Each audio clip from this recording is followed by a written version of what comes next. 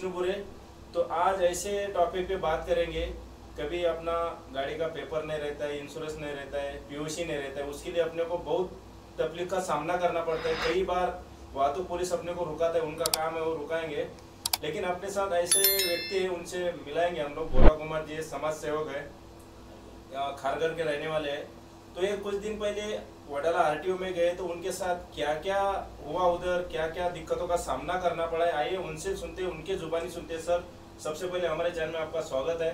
नमस्कार सर, क्या हुआ था? आरटीओ में गए थे आप, नियमों का तो पालन करने के लिए आप पेपर जो भी है पेपर लाने के लिए गए होंगे या गाड़ी पासिंग करने के लिए गए होंगे, तो क्या क्या आपको वहाँ पे दिक्कतों का सामना करना पड़ा?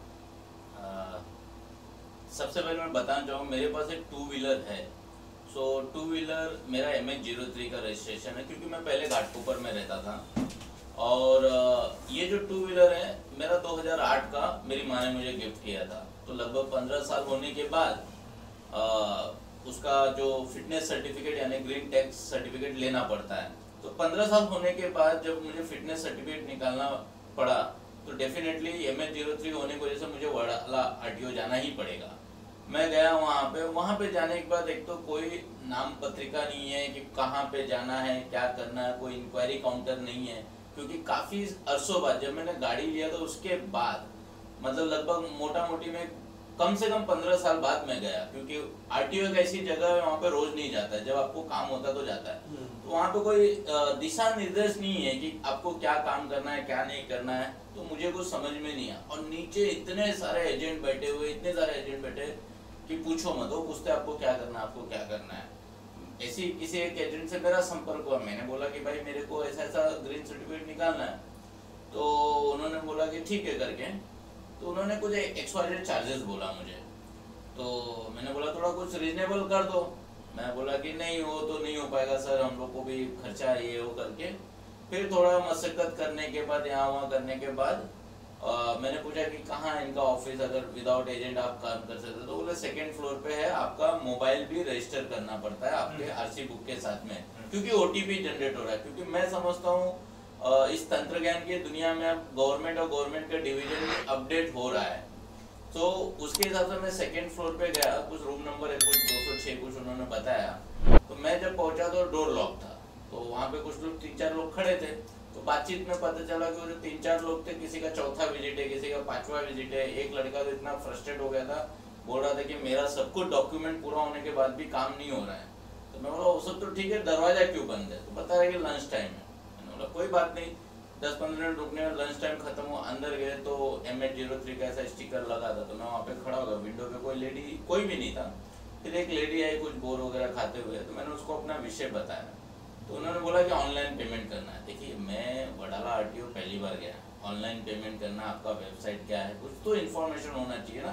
सी मैं एज अ कंज्यूमर हूँ, मैं पे करना चाहता हूँ। आपका जो भी नॉमिनल फीस है तो मैं आपको पे करना चाहता हूँ। जब मैं आपको पे करना चाहता हूँ तो पेमेंट का जो सिस्टम है वो आपके पास होना चाहिए। तो बोले नहीं सारा कुछ ऑनलाइन ये सब हो गया। तो वेबसाइट कौन सा है, कौन सा सिस्टम, कुछ तो गाइडलाइन करो ना सर। भले आप पढ़े लिखे हो या नहीं हो, लेकिन आपका वो सिस्टम नहीं हो, आरटीओ का सिस्टम। तो आरटीओ ने आपको गाइडलाइन करना चाहिए उनके सिस्टम के बारे में।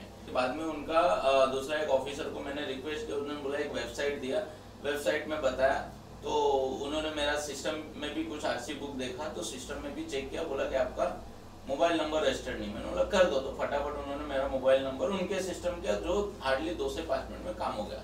अब सवाल आया पेमेंट देने। उन्होंने मुझे वेबसाइट के बारे में, वेबसाइट पे मैंने स्क्रॉल किया, सारा इन्फॉर्मेशन वगैरह भरा, पेमेंट का गेटवे है। तो मैंने बोला मेरे पास तो डेबिट कार्ड है। बोलती नहीं, पेमेंट या तो क्रेडिट कार्ड से होगा, डेबिट कार्ड से। मैं बोला जीपे होगा। बोलती नहीं जीपे नहीं होगा, शायद पेटीएम ऐसा कुछ उन्होंने दूसरा UPI का नाम बताया। तो मैंने उसके 2 से 3 बार पेमेंट करने के बाद वो फेल हो गया। मोटा मोटी मैं उस रूम में मेरा पौना से 1 घंटा वेस्टेज गया और रिजल्ट निकला 0। केवल मेरा मोबाइल नंबर रजिस्टर्ड हो गया OTP के लिए। मैं फ्रस्ट्रेट हो गया, ऑलमोस्ट टाइम हो गया। फिर बाद में उन्होंने उनको पूछा कि एटलीस्ट मुझे प्रोसेस तो बता दो। तो उन्होंने बताया ये फॉर्म भरना पड़े, ये पेपर जमा है, दुनिया भर का ऐसा कंफ्यूज किया। तो मैं बोला फिर उसके बाद बोलती है सब होने के बाद आपका इंस्पेक्टर आपकी गाड़ी का इंस्पेक्ट करेगा। मैं बोला वो, बोलते नहीं अभी तो लगभग टाइम कुछ मिल गया था, 3:30-4 बज गए थे। तो बोला कि अभी तो इंस्पेक्टर भी निकल गया है, आज तो आपका किसी भी हालत में नहीं होगा, आपको कल आने। मैं बोला यार मतलब दोबारा चेक करना पड़ेगा। फिर मैं सोचा अभी क्या करूँ, अब मरता क्या ना करता। तो फिर मैं वापस नीचे आया, उस एजेंट को पूछा, थोड़ा बार्गेनिंग वगैरह किया। तो बाद में मैं बोला कि उसको मैंने एक कमिटमेंट लिया उससे कि मेरे को आज के डेट में ही काम होना चाहिए, इवन द इंस्पेक्शन का भी। वो बोला सर सब आपका हो जाएगा। आई वॉज लिटरली शॉक कि गवर्नमेंट का ऑफिसर बोलता है कि आज के डेट में इंस्पेक्टर चेकिंग नहीं होगा क्योंकि वो निकल चुके हैं। नीचे एजेंट बोलता है कि आज के डेट में आपका सारा काम हो जाएगा।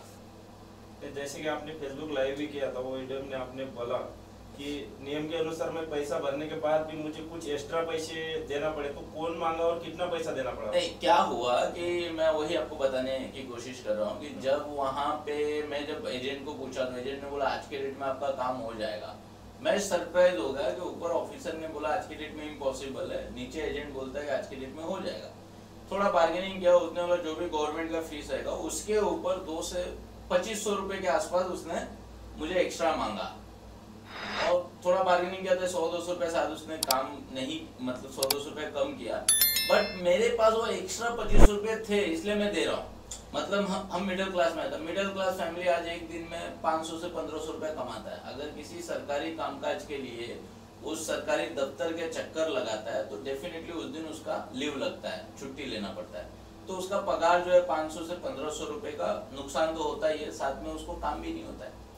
तो आखिरी सवाल ये है, जो अभी वहाँ पे जो लूटमार हो रहा है सामान्य नागरिक, आप तो पढ़े लिखे थे तभी आपका 2500 में हो गया काम एक्स्ट्रा। हाँ, लेकिन कोई पढ़ा लिखा नहीं रहता तो उसको और डराते वो लोग। यस वहाँ पे बहुत सारे दुनिया भर के नियम है, आपके स्टिकर लगाया है, ये है, आपका गाड़ी का नंबर ऐसा है, या फिर क्लच नहीं चल रहा है, इंजन के ऊपर थोड़ा स्क्रैच आ गया है, या आपने गाड़ी का डेंट लगा है तो कुछ आपने टचअप में नया कलर लगा है। तो यहाँ पे दुनिया भर के, मतलब पता नहीं वो झूठ मूठ का कुछ डरा धमकाते हैं पैसा ऐंठने के लिए कि क्या चल रहा है।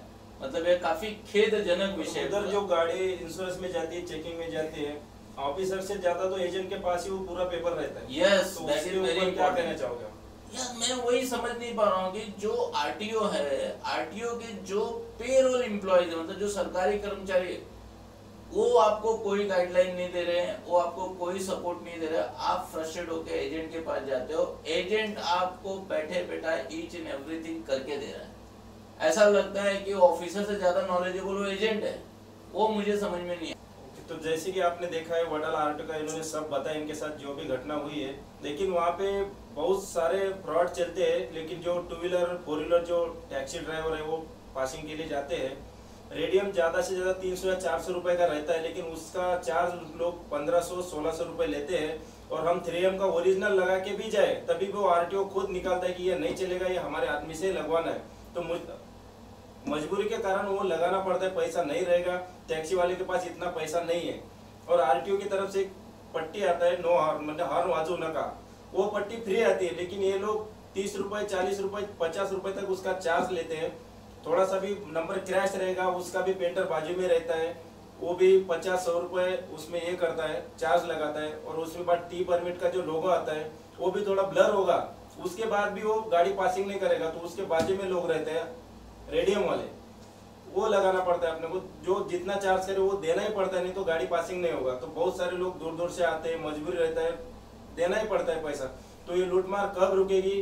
कोई नेता लोग ने भी, पॉलिटिकल लोगों ने वहाँ पे आंदोलन किया तभी भी कुछ हुआ नहीं, लेकिन एक गरीब सामान्य जनता का लूटमार वहाँ पे रुक जाए और थोड़ा रोक लगे। और जो एजेंट है वो भी अव्वा के सवा पैसा लेते हैं, सर का काम पूरा पैसा दिया जो बनता है पावती के हिसाब से, उसके बाद भी उनको 25 रुपए मांगा गया। इन्होंने बार्गेनिंग किया तो 100-200 रुपए कम किया, नहीं देते तो उनको वापस दूसरे हफ्ते में बुला लेते थे।